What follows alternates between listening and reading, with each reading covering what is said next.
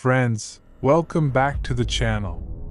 Today you'll hear the incredible story of a clash that became legend, a US submarine against an Invincible Japanese battleship, a deadly duel in the open sea. Don't forget to subscribe, hit the like button, and share your thoughts in the comments. Your support helps us bring more hidden stories of history to life. At the height of the Pacific War, the ocean became the arena of brutal battles. On one side stood a Japanese battleship, a true colossus. Its massive guns could shatter any Allied vessel. Its armor was said to be unbreakable. It was the pride and symbol of the Imperial Navy's strength. Against it lurked an American submarine, a steel predator whose power lay not in armor or firepower, but in silence and stealth. It could stalk unseen, wait for the perfect moment, and strike from beneath when the enemy least expected it. On that fateful day, destiny brought them face to face. The giant cut through the waves, certain of its invincibility, while an invisible shadow below already had it in its sights. The first spread of torpedoes missed, leaving white trails that alerted the Japanese. Depth charges thundered into the sea, exploding all around, shaking the submarine's hull until the crew thought it might collapse. But the Americans held their nerve. They maneuvered, lined up again, and fired another salvo. This time torpedoes smashed into the battleship's side. Explosions rocked the sea, flames erupted in the giant's compartments. The colossus staggered but pressed on, desperate to reach safety. Yet the submarine did not relent. A final strike tore through its armor, and the mighty ship began to list, rolling to its side before slipping beneath the waves. Thus ended the meeting of the Invincible Giant and the Silent Hunter. This battle proved that on the sea, victory does not belong only to brute strength and armor, but also to courage, cunning, and the resolve to finish the fight. The duel was far from simple victory. It became a test of nerves and survival for both sides. As the Japanese battleship fought for its life, its massive guns roared, blasting the sea in every direction. Shells the size of cars plunged into the waves, sending up geysers that threatened to crush the submarine if it surfaced even for a moment. The sky turned black with smoke, the ocean churned with fire. Inside the submarine, the atmosphere was suffocating. The crew whispered orders, sweat running down their faces as every explosion rattled the steel around them. Oxygen grew thin, and with every groan of the hull they wondered if this dive would be their last. But the commander's voice remained steady. "Hold course. Wait for the opening." Above, the battleship tried to limp away, its hull bleeding smoke and fire, its sailors shouting over the chaos to keep the pumps going. They still believed their giant could not fall, that its sheer size and power would save them. But the shadow below the waves stayed patient, tracking every move. Then came the final act. With precise calculation, the submarine rose to periscope depth, aligned its tubes, and fired one last spread of torpedoes. Moments later, a chain of violent explosions split the sea. The Japanese colossus heaved upward, shuddered under its own weight, and began to roll. Men jumped into the water as the pride of the fleet tilted, groaned, and finally slid beneath the waves. In that silence after the storm, the submarine surfaced. Its crew, exhausted but alive, watched as the ocean closed over the wreck. The giant was gone, proof that even the strongest could fall, and that the hunters of the deep would decide the fate of the Pacific. Do you want me to carry this further into a serialized style? breaking down the submarine's journey, the crew's emotions, and the wider impact of this battle on the war. News of the battle spread quickly across the Pacific. For the Japanese, the loss of their unsinkable battleship was a wound deeper than steel.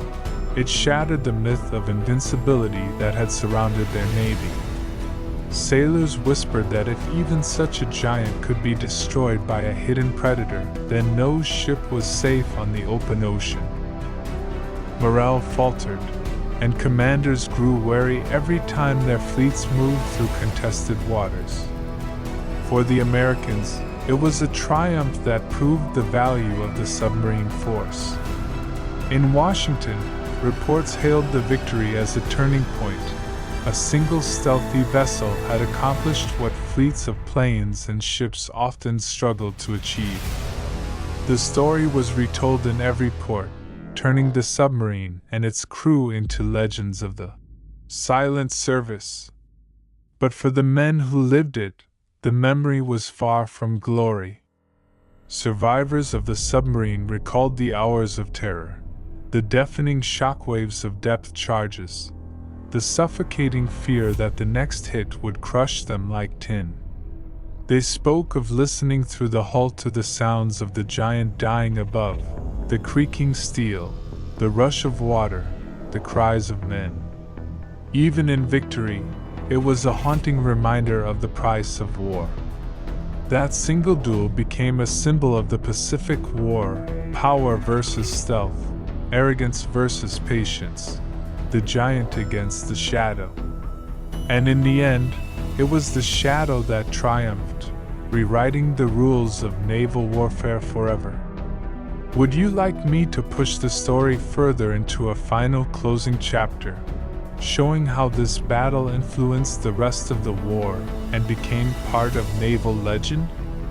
In the months that followed, the echoes of that battle reached every corner of the Pacific. Japanese admirals altered their strategies, no longer trusting their mighty surface ships to sail without fear. Convoys became cautious, guarded by destroyers sweeping constantly for submarines. But even then, the ocean felt different.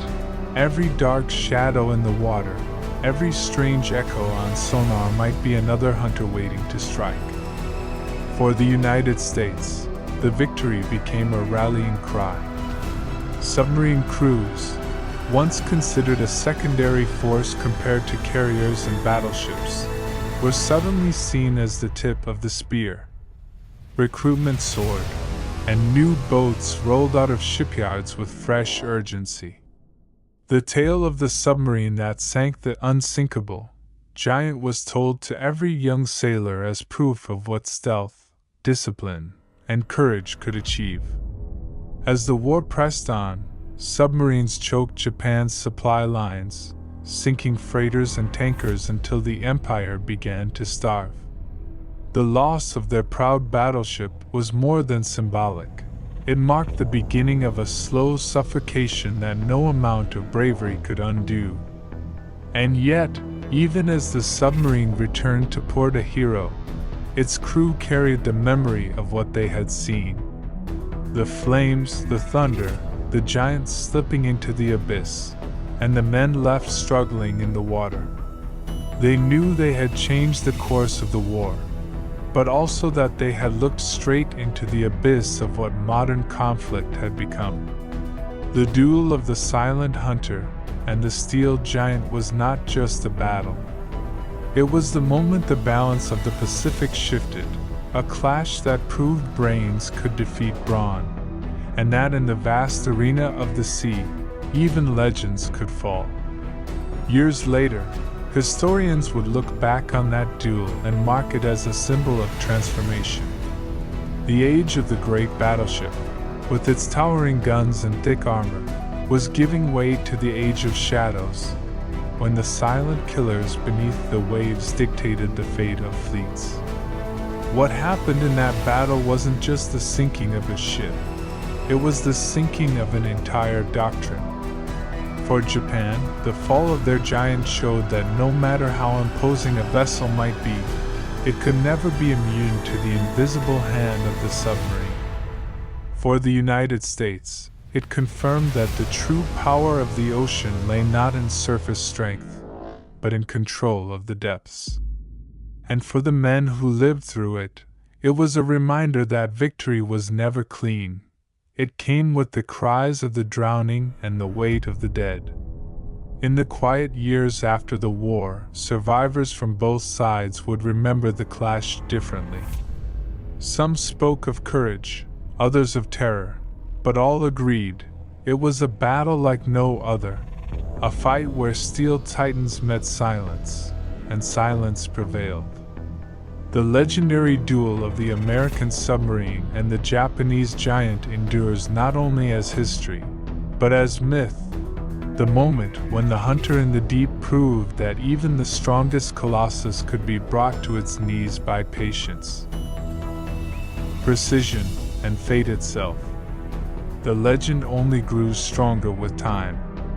Sailors who hadn't even been there told the story in mess halls and on long patrols, adding details, polishing it until it became almost larger than life. Some swore the submarine had crept so close they could hear the giant's engines through the hull. Others said the final explosion shook the sea for miles, echoing like thunder across the Pacific night. For Japan, the battle remained a scar.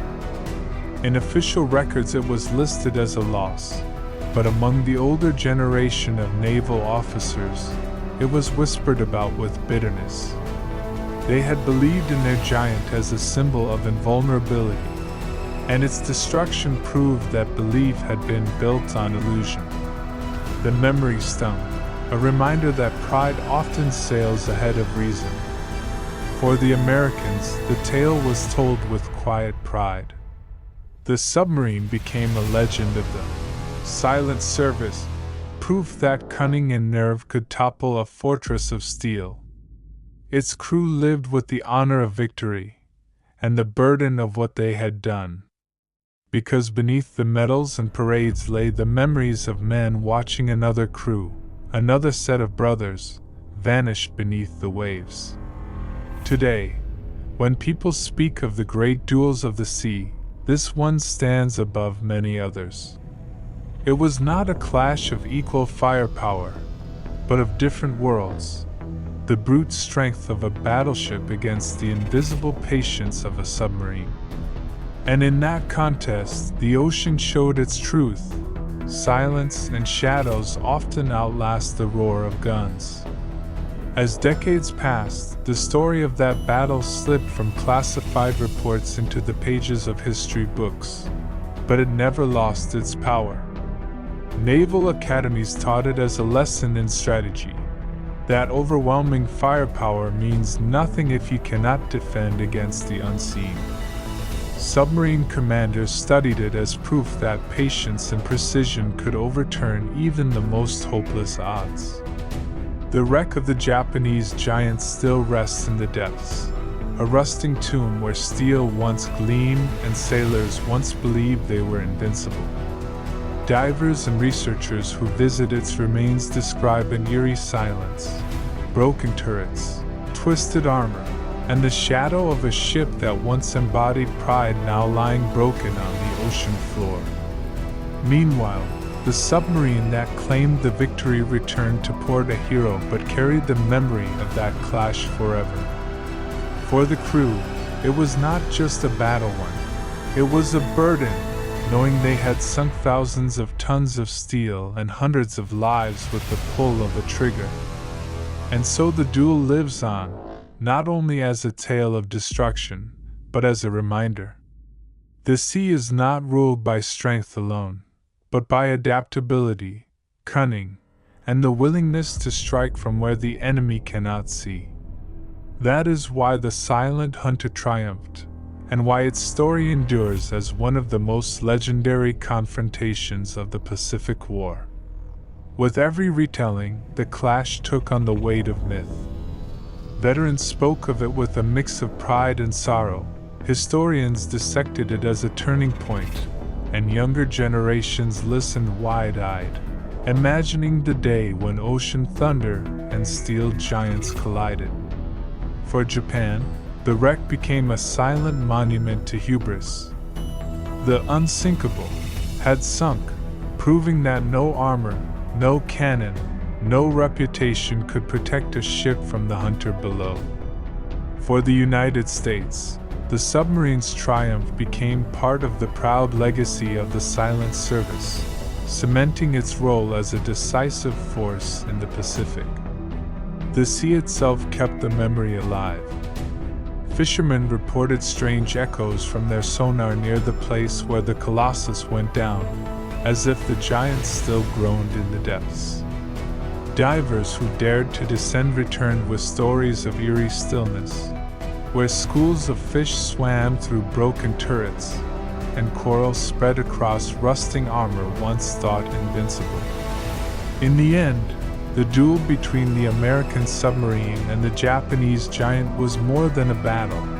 It was a lesson carved into history. Strength without caution leads to downfall, and in the endless chessboard of the sea, it is often the quietest move that decides the game. Even now, long after the war's end, the legend of that encounter echoes through naval tradition. In the corridors of submarine bases, plaques and murals commemorate the silent hunters who faced down giants. In Japanese naval circles, the story is studied as a painful but necessary reminder of overconfidence, the danger of believing any ship to be invincible. The ocean guards both their memories. On the seabed, the wreck of the battleship lies as a rusting mausoleum, her broken guns pointing into the dark. Not far away, patrols still cross the same waters, new ships and submarines tracing the routes of their ancestors, unknowingly sailing over the grave of a fallen titan. For those who know the story, it remains more than history. It is a parable of war itself, how cunning can overcome might, how silence can defeat thunder, how shadows can bring down colossi. The submarine and its crew may have returned to obscurity after the war, but in that one clash, they etched their names forever into the chronicles of naval legend. And so the duel endures, not as a simple tale of victory and defeat, but as a timeless truth whispered by the sea. No giant is truly unsinkable, and the hunters of the deep will always shape the fate of empires. In time, the tale crossed beyond military circles and entered popular memory. Books, documentaries, and films retold the clash, each adding its own layer of drama to the already staggering reality. The image of a sleek submarine outmaneuvering a steel behemoth captured imaginations, turning strategy into legend and tragedy into timeless story. For the families of those lost aboard the battleship, the ocean became a grave they could never visit, but always mourned. Ceremonies were held on distant shores, flowers cast upon the waves, prayers whispered into the wind. For the submarine's crew, anniversaries brought both pride and unease, pride for their victory, unease for the ghosts they had left behind in the deep. Generations later, historians still point to that duel as proof that technology alone cannot win wars. It takes skill, resolve, and the will to exploit the enemy's weakness. The Japanese giant fell not because it was poorly built, but because the ocean had changed, and the hunters of the deep had mastered its silence. Thus the battle became eternal, a story passed down not just as an account of war, but as a warning. In the vastness of the sea, power is fleeting, and the shadows below can undo even the strongest empire. And so the ocean itself became the keeper of the story. Each wave that rolls over the resting place of the giant seems to whisper of that night, of fire on the water, of steel torn open, of silence claiming the proudest warship. Divers who descend to the wreck describe it as haunting, a cathedral of rust where time stands still. The submarine that once stalked it has long since been retired, yet its shadow lingers in every tale told of the silent service. For modern sailors, the Duel is more than legend, it is a lesson etched into their training. They study how patience outlasted power, how stealth triumphed over arrogance, and how the sea punishes those who underestimate the unseen. Every sonar ping, every silent approach in today's navies carries the echo of that encounter. And for the world at large, it remains a reminder of war's paradox, that moments of triumph are also moments of loss. The submarine crew won glory, but they also carried the weight of hundreds of souls sent to the bottom. The Japanese sailors fought with courage, but their strength could not save them from fate. In the end, the duel between the American submarine and the Japanese giant stands as one of history's great paradoxes, a victory wrapped in tragedy, a lesson born of fire and silence, a story the ocean refuses to let us forget. Even now, when naval historians gather, the duel is spoken of with reverence. It was not merely a clash of ships but a clash of eras, the twilight of surface giants and the dawn of underwater hunters. The Japanese battleship, once hailed as unstoppable, became the cautionary tale. The American submarine, once dismissed as secondary, became proof that the ocean's true power lies in invisibility. Museums preserve fragments of both stories. Artifacts from the submarine, navigation tools, logbooks, medals, sit in glass cases, while the memory of the battleship lives in photographs, blueprints, and the rusting hulk still lying on the seabed. Visitors stop before these displays in silence, sensing that what they are seeing is more than relics. They are witnesses to the end of one world and the birth of another. For veterans who survived, time never dulled the memory. They carried it through their lives like a weight.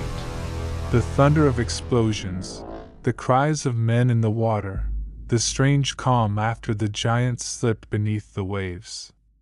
For them, it was never just a legend. It was the day they learned that history is written not only in victories, but in sacrifices. And so the duel remains eternal, not just as a story of who won and who lost, but as a reminder that the sea is the greatest equalizer.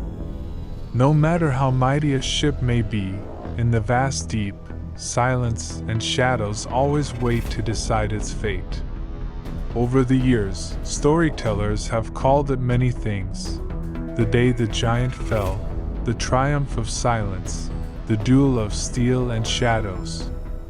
Each name carries a piece of truth, yet none can fully capture what happened on that stretch of ocean. It was not just tactics or luck that decided the outcome, but the sea itself, choosing to favor the patient hunter over the proud colossus. Generations of naval officers grew up with the tale as part of their education.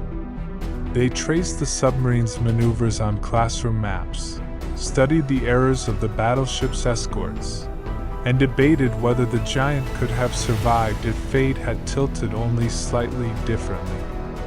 But no matter the speculation, the result remained unchanged.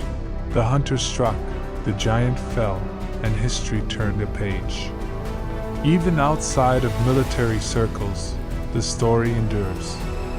Writers turn it into epics, filmmakers recreate the thunder of the guns and the silent glide of the submarine, and ordinary people stand in awe that such a duel ever took place. For many, it represents the very essence of the Pacific War: courage, tragedy, innovation, and the relentless tide of change. In the end, the American submarine and the Japanese giant became bound together forever, predator and prey, hunter and hunted. Their clash was more than a battle. It was a moment when the world saw that strength without caution is fragile, and that even legends can be broken in the silence beneath the waves. And still the sea remembers. Storms sweep across the Pacific, stirring the waters where steel once burned, and in those depths the broken bones of the giant lie half buried in sand.